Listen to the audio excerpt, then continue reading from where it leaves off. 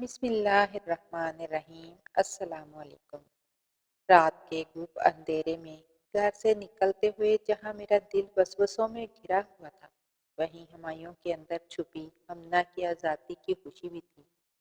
अब कोई हमना को लड़कियों वाले कपड़े जेब तन करने, मटक मटक कर चलने और बात करने पर ज़हनी और जिस्मानी तशद्दुद का निशाना नहीं बनाएगा। और अगर उसे कुछ कहना भी पड़ेगा तो कम अज़ कम वो अपनों के हाथों नहीं होगा। ख्वाजा सरा पैदा होना मेरा कसूर नहीं था, और मुझे अपनों के हाथों इस वक्त से इस बात की सज़ा मिल रही थी जब मैंने होश संभाला, या शायद उससे भी बहुत पहले, पर तब का मुझे याद नहीं।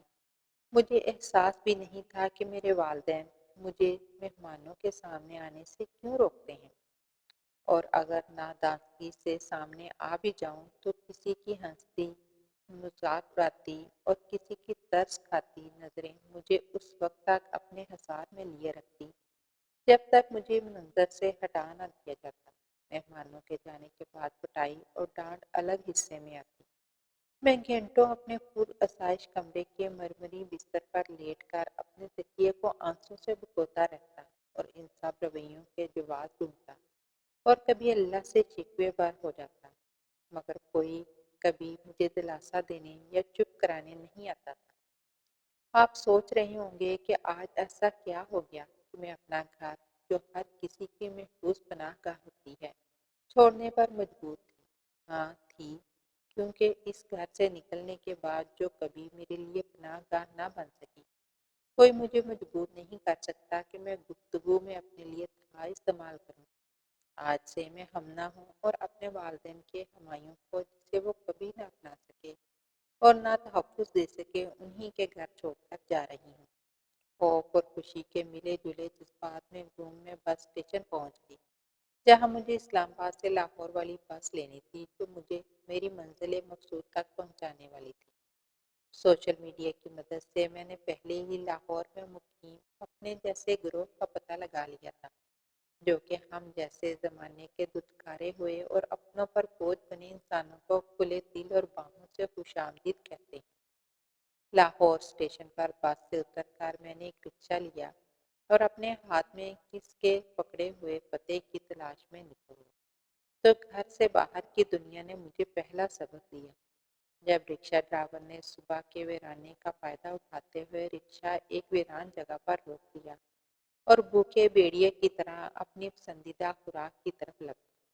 मुझे इसकी नीयत जानने में ज़रा देर नहीं लगी, क्योंकि ऐसे कई भूखे भेड़िए मैं अपने खानदान और जानने वालों में चुक चुकी थी। मैं उसकी नीयत बांधते ही बर्क रफ्तारी से अपनी इज्जत बचाते हुए दौड़ी, वो इज्जत जो पहले भी कई बार तार तार हो चुकी थी। मगर मैं तो ख्वाजा सरा हूँ, और हम जैसों की तो शायद इज्जत नहीं होती। इन्हीं सोचों के तानों बानों में उलझी मैं दौड़ती जा रही थी, और पता ही ना लगा कि ड्राइवर कहाँ रह गया। पर जब मेरे हवास बहाल हुए तो देखा कि जिस्म के कई हिस्सों से खून रिस रहा था, जो शायद जा बजा गिरने पर लगने वाले जख्मों की वजह से था। मैंने थक हार कर अपने दोस्तों को फ़ोन किया, और वो कुछ देर में मुझे लेने के लिए मेरे सामने मौजूद थे। जब आँख खुली तो पता चला कि दिन ढल चुका था और अगली रात अपने पर फैलाने को तैयार खड़ी थी। मेरे होश में आते ही एक दर्द की टीस ने मेरे वजूद का तवाफ किया, मगर ये देखकर सुकून भी महसूस हुआ कि वहाँ मौजूद सब ही मेरे बारे में फिक्रमंद थे। और अचानक उनके चेहरों पर एक खुशी नमूदार हुई। अम्मा सकीना, जो यहाँ के घरों थी, उन्होंने मेरा चेहरा अपने हाथों में लेकर माथे पर बोसा दिया, और कई अरसे से बंधे जब्त सब ही बंद टूट गए, और आंसू मेरे गालों को भिगोते अम्मा के दुपट्टे में जज़ब होते गए। अम्मा ने खाने और दवाइयों के बाद मुझसे पूछा कि कपड़ों, हुलिये और महंगे खून से तो तुम किसी अमीर घर की लगती हो, फिर इस हाल में कैसे? उनकी आंखों में हैरत में डूबे सवाल इसलिए थे कि उनको लगता था कि ख्वाजा सरा होना सिर्फ गरीब घरानों में गुनाह समझा जाता है। मेरे जवाबों और आपबीती ने उनके बहुत से वहम दूर कर दिए। घर चाहे अमीर का हो, ख्वाजा सरा औलाद के लिए उनके दिल में बहुत गरीब होते हैं।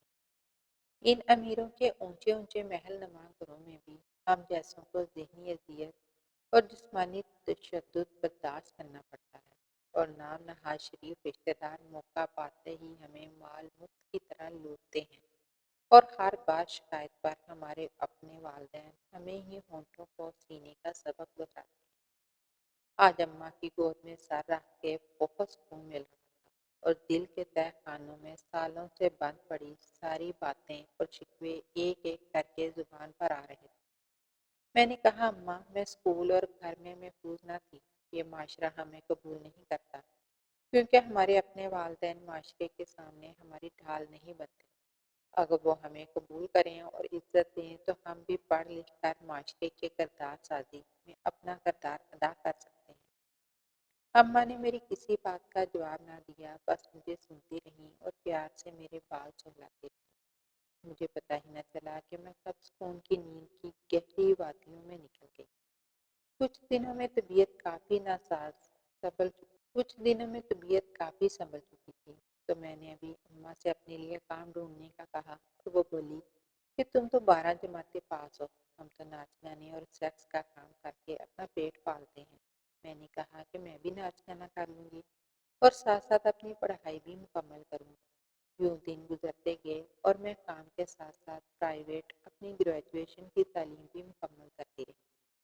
محفلوں میں ناچ گانے کے دوران ایک دو بار میرا جسمانی استحصال کیا گیا، جس سے میں وقتی طور پر ٹوٹی ضرور، مگر اپنے آپ کو سنبھالنے کے سوا میرے پاس کوئی چارہ نہ تھا۔ پھر ایک دن میں نے فیصلہ کیا کہ میں بھی سیکس ورک کروں گی۔ عزت تو یوں بھی محفوظ نہیں، تو چلو اپنی مرضی سے جسم فروشی کر لیتی ہوں، جس سے 4 پیسے ہاتھ آ جائیں گے اور تکلیف بھی کم ہوگی۔ زندگی کا پہیہ چلتا رہا اور میں نے اپنا ماسٹرز مکمل کر لیا۔ اپنی تعلیم کے دوران میں نے کچھ پیسے جوڑ کر ایک لیپ ٹاپ لے لیا تھا اور سوشل میڈیا پر اپنے جیسوں کے لیے آواز اٹھانا شروع کی۔ اندازہ تو مجھے تھا کہ یہ اتنا آسان نہ ہوگا، مگر یہ بھی ایک خاص بھری راہ ہوگی، جس پر روز نہ صرف میرے پاؤں بلکہ روح بھی گائل ہوگی۔ مگر میں ہمت نہیں ہار سکتی تھی، کیونکہ یہ میرے ساتھ میرے جیسے اور بہت لوگوں کی جان تھی۔ سوشل میڈیا پہ لوگ میری پوسٹ پر گندے گندے تبصرے کرتے، کوئی گندا خون کہتا تو کوئی گناہوں کی پوٹلی۔ مجھے بظاہر پڑھے لکھے لوگوں کی سوچ جان کر حیرت ہوتی کہ خواجہ سرا کا تصور ناچ گانے، بھیک مانگنے یا سیکس ورک سے آگے کسی کے ذہن میں نہیں تھا۔ لوگ مجھے کہتے کہ گھاک ڈھونڈنے کا نیا طریقہ ہے، اب آن لائن بھی آ گئی ہو۔ ایک اسد نامی شخص نے مجھے ہراساں کرنا شروع کر دیا اور مجھے پیغامات سے بڑھ کر کالز کرنے لگا، اور پھر میرے گھر تک آ پہنچا۔ الحمدللہ مجھے اپنے تحفظ کے سب قوانین کا پتہ تھا۔ میں نے ایف آئی اے میں فیکا قانون کے تحت آن لائن ہراسگی کی شکایت درج کرائی۔ پہلے تو وہاں موجود افسران کی حیرت ختم ہونے میں نہیں آ رہی تھی۔ ایک خواجہ سرا بھی آن لائن ہراساں ہو سکتا ہے؟ بہرحال انہوں نے نہ صرف شکایت درج کی، بلکہ کچھ دن میں مجرم بھی سلاخوں کے پیچھے تھا۔ اس سارے مرحلے نے میرے اندر ایک نئی جان ڈال دی، اپنے اور اپنے جیسوں کے حق کے لیے لڑنے کی۔ کسی نے خوب کہا ہے کہ ہر واقعہ آپ کو ایک نیا سبق دے جاتا ہے، اور خوش قسمتی سے اس بار ایک مثبت سبق ملا تھا، جس نے آگے کے تاریک راستے میں کئی مشلیں روشن کر دی تھی، اور مجھے میری منزل صاف نظر آ رہی تھی۔ میری زندگی ناچ گانے، سوشل میڈیا مہم اور نوکری کی تلاش میں گزر رہی تھی۔ نوکری کے انٹرویوز میں حقارت کا نشانہ بننا اور ہراساں کیا جانا عام بات تھی۔ دن گزر رہے تھے، شام کو اماں کے ارد گرد بیٹھ کر ہم سب دن بھر کے اچھے اور برے پلوں کی رودات سناتے، کسی کی بات پہ ہنستے اور کسی کی گزری پہ بے اختیار آنکھوں سے آنسو نکل پڑتے۔ مگر اب یہ گھر مجھے گھر لگتا تھا، جہاں اماں کے لیے ہم سب ایک جیسے تھے، اور وہ سب میں اپنا پیار برابر بانٹتی تھی۔ کچھ روز سے میری طبیعت کچھ ناساز سی تھی۔ ڈاکٹر کو دکھانے پر پتہ چلا کہ مجھے ایچ آئی وی ایڈز تھا۔ اس دن میں بہت دل برداشتہ تھی، مرنے کا ڈر نہیں تھا، مگر ابھی میں نے اپنے طبقے کے لیے بہت کچھ کرنا تھا۔ علاج کی غرض سے اسلام آباد آنا ہوا۔ اس شہر میں قدم رکھتے ہی پرانی یادوں نے میرے قدم جکڑ لیے۔ سرکاری ہسپتال جہاں وزارت صحت ایڈز کے مریضوں کو مفت علاج فراہم کرتی تھی، میں بھی کچھ مزید ٹیسٹوں کے لیے داخل ہو گئی۔ رات ہسپتال کے سفید بستر پر مریضوں کا مخصوص لباس پہنے دل و دماغ اپنے گھر پہنچ گئی، کیونکہ شاید آج اپنی ماں جس کی کوکھ سے میں نے جنم دیا بہت یاد آ رہی تھی۔ سوچ رہی تھی گھر چھوڑے 5 برس بیت گئے، فون نمبر بھی وہی ہے، کبھی انہوں نے مجھ سے رابطہ کرنے کی کوشش نہیں کی۔ کیا میں ان کو ذرا بھی پیاری نہیں تھی؟ جب سوشل میڈیا پہ میں نے اپنی بیماری کا بتایا تو لوگوں نے کہا کہ گناہوں کی سزا ہے۔ میں ان سے پوچھنا چاہتی ہوں، یہ فیصلہ آیا کسی ٹیسٹ سے ہو سکتا ہے؟ یہ ایڈز مجھے پیسے کمانے کے لیے کیے گئے سیکس سے ہوا ہے یا متعدد بار میرا ریپ کرنے سے؟ سیکس ورک کی طرف بھی تو مجھے معاشرے نے ہی دھکیلا تھا نا۔ کون اپنی مرضی سے اپنا جسم بیڑیوں کے حوالے کرتا ہے؟ آج میں علاج کروا رہی ہوں اور روز بروز بہتر محسوس کر رہی ہوں۔ خوش قسمتی سے ایک ایڈز پر کام کرنے والی بین الاقوامی تنظیم نے مجھے بطور پروگرام مینیجر روزگار دیا اور میں اپنی کمیونٹی میں ایڈز کے بارے میں آگاہی پھیلانے کا کام کرتی ہوں۔ ایک روز آگاہی سیشن کے دوران جب میں نے کہا کہ جب کوئی سیکس ورک کے دوران پروٹیکشن کے استعمال سے منع کرے تو تم لوگ سیکس ورک سے انکار کرو، جواب ملا کہ وہ زبردستی کرتے ہیں اور مار پیٹ الگ۔ میں نے کہا کہ پولیس میں جا کے اپنے ساتھ ہونے والے صنفی تشدد کے خلاف رپورٹ کرواؤ، پھر چاہے یہ تشدد معاشرہ کرے یا اپنے گھر والے۔ 18 سالہ شہزادی جو بہت حیرت سے میری باتیں سن رہی تھی، اچانک ہاتھ کھڑا کیا اور کچھ پوچھنے کی اجازت چاہی۔ اجازت ملنے پر بولی کہ صنفی تشدد تو عورت پر ہونے والے ظلم کو کہتے ہیں۔ میں نے کہا یہ سوچ ہی غلط ہے اور علم کی کمی ہے۔ جب ہمیں اپنے تحفظ کے قوانین کا پتہ نہیں ہوگا تو ہم اپنے لیے کیسے لڑ سکتے ہیں؟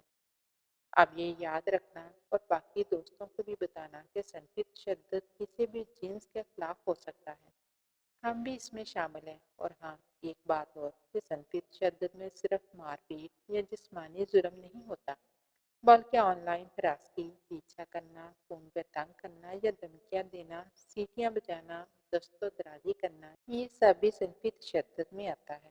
اور یاد رکھنا کہ پاکستان کا آئین آرٹیکل 25(2) واضح طور پر کہتا ہے کہ کسی بھی شخص کے ساتھ صرف اس کی جنس کی بنیاد پر امتیازی سلوک نہیں کیا جانا چاہیے، بلکہ برائے گھریلو تشدد روک تھام اور تحفظ ایکٹ 2020 کا مقصد خواتین، بچوں اور بزرگوں اور گھریلو تشدد کے خلاف کسی بھی کمزور افراد کے تحفظ، امداد اور بحالی کے ایک مؤثر نظام کو یقینی بنانا ہے۔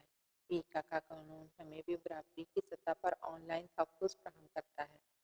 اپنے کام کی وجہ سے مجھے بہت سے قومی اور بین الاقوامی ایوارڈ سے نوازا گیا اور میں نہ صرف اپنی پہچان بنانے میں کامیاب ہوئی بلکہ اپنی کمیونٹی کو درپیش مسائل بھی ہر پلیٹ فارم پر اجاگر کرتی ہوں۔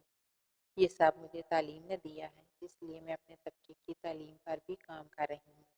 میں اب بڑے گھر میں شفٹ ہو گئی ہوں پر اماں سکینہ آج بھی میرے ساتھ ہیں۔ اب وہ کوئی کام نہیں کر سکتی مگر میرے گھر میں ان کی وجہ سے رونق اور برکت رہتی ہے۔ میرے گھر والوں کو بھی میری یاد آ گئی جب میں معاشرے میں اپنا مقام بنانے میں کامیاب ہو گئی۔ اب مجھے ان کے سہارے کی ضرورت نہیں ہے، مگر میں نے ان کو معاف کر دیا، ہر اس زخم کے لیے جس کے داغ آج بھی میری روح پہ نمایاں ہیں۔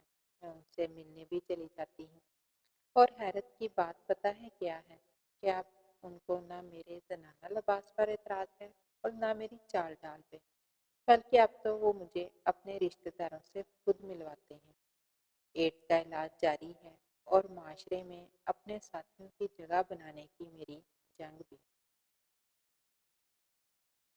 ناظرین، اگر آپ کو میری کہانیاں پسند آ رہی ہیں تو میرے چینل میم کاف سٹوریز کو سبسکرائب کر دیجیے۔ کل ملتے ہیں ایک نئی سٹوری کے ساتھ، تب تک کے لیے اجازت دیجیے۔